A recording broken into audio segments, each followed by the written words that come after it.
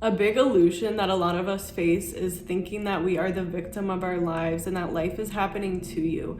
And the reality is that life is happening for you, and every single thing that happens in your life is happening for your benefit, and it's a reflection of whatever it is that you need to heal. And it's a reflection of whatever it is going on inside of you. Our external circumstances are just a reflection of what is inside of us so that we can learn and grow and heal these parts of us. So the way people treat you, the jobs you end up with, your relationship with money, all of these things happen to you, not because you are a victim of circumstances, but these things are happening to serve you, to teach you what you need to change. So if you're looking out into your life and there's something you don't like, what is it that you need to change about yourself in order to have that reflected back to you? Our lives reflect back our wounds to us because we have these stored emotions in our bodies. We have these unhealthy beliefs. And so we end up in these cycles over and over until we make a change, until we do the internal work. Because your external reality is never going to change until you change internally. And it's so easy to mistakenly think that once we change the external reality, things will be better. But if you never change your internal reality, you're going to end up in the same cycles, in similar situations, learning the same lessons over and over. And you're going to essentially relive your trauma until you release it. I was able to get myself out of survival mode, connect to my body, connect to my emotions, actually feel and release my emotions. And now they no longer control me. They're no longer reflected back to me by my reality. My mind is in control now, and I get to be the creator of my reality, and my body, my old emotions are no longer controlling my reality. Everything is happening for you. Everything is happening in your favor because you're attracting the lessons that you need in order to heal. And it's only gonna hurt if you keep ignoring the lesson. The fights that you get into, everything is a gift. The things that people don't accept about you are things you don't accept about yourself, or the things that you dislike about other people are things that you don't accept about yourself.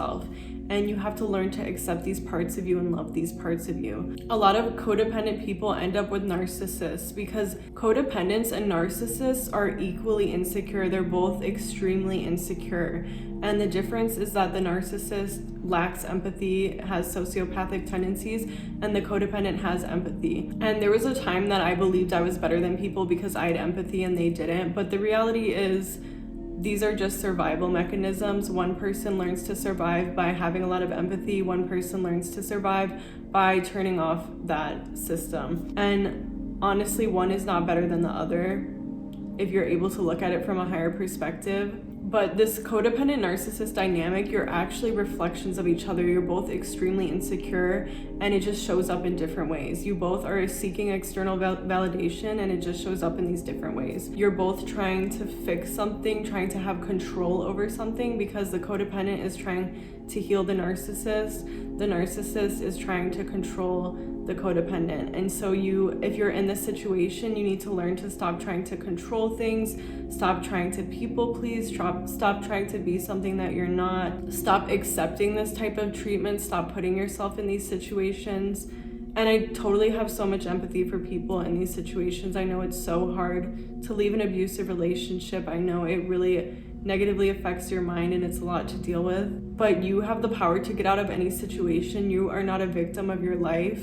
Everything that's happening in your life is to teach you a lesson, to show you exactly what it is that you need to do in order to become the person you're meant to be. Pain happens to get your attention. Pain is a teacher. If you consistently ignore your pain, you're just going to experience the same pain in different ways in similar situations. If you put your hand on a hot stove, it hurts so that you take your hand off. You feel the pain, you notice it, and you move your hand. But when you feel emotional pain, a lot of times we don't let ourselves really feel the pain, and then we don't move our hand. And so when you have pain come up, when you have difficult situations happen, really look at it, examine what is causing the pain, and make a change in your life. Make a change in yourself, because your external reality is never going to change until you heal internally. Whatever other people don't accept about you, whatever they judge you for, are things that you don't accept about yourself. And once you accept them, other people will too. And anything that you don't accept about other people, that you judge them for, are things you also don't accept about yourself, and you need to learn to accept about yourself. And obviously there's different levels to it. Some people are worse than others, obviously, but on some level, anything that you judge in others is a part of you and is a part of you that you need to integrate. It's a shadow that you have. And obviously if you judge someone for being a murderer, I'm not saying it's because you're a murderer, but dive deeper and be like, why did that person murder someone? It's because they have unprocessed grief, and maybe you have unprocessed grief. Why do certain politicians lack empathy? It's because they're seeking external validation. It's because they have these wounds, they have these survival needs that they don't address. They have this ego that is running rampant, and we all have a part of that within us. And so it's really important to accept all of these different parts of yourself and understand that they're just trying to help you. They're just trying to protect you, and you want connection because you learned that you need it to survive, that you need attachment in order to survive as a baby. You want to fit in and be liked because we used to live in tribes and we needed to in order to survive. And you feel shame when you do certain things because you're afraid you'll be rejected, you're afraid you'll lose this attachment, this connection, and that's a threat to your survival because you think that you need to be accepted and be part of a community in order to survive. Because we still have the brains of our ancestors. And I think that if you're going through a spiritual awakening and you're healing and you're trying to get out of survival mode, you are contributing to the evolution of humanity, because we have all of these different survival instincts still in us that are no longer beneficial to our survival. It's not beneficial for you to be in fight or flight mode at your 9 to 5, or how a lot of men have a high sex drive because that's obviously how we reproduce, and in the past that was beneficial to the survival of the human species. But now with birth control and things, dating multiple people is actually probably not beneficial to the survival of the human species. And so I think that we're learning to overcome these parts of us, this part of our ego, this part of our survival mind, so that the human species can evolve and become more compatible with society. Because society is really incompatible with our biology. The beginning of this year, I was like, I'm gonna get rich so that I can go live outside, be in nature a lot, have a big community around me, eat really healthy, get sunlight, and be more aligned with my biology. But now I realize that I'm also able to change my biology to be more compatible with my reality.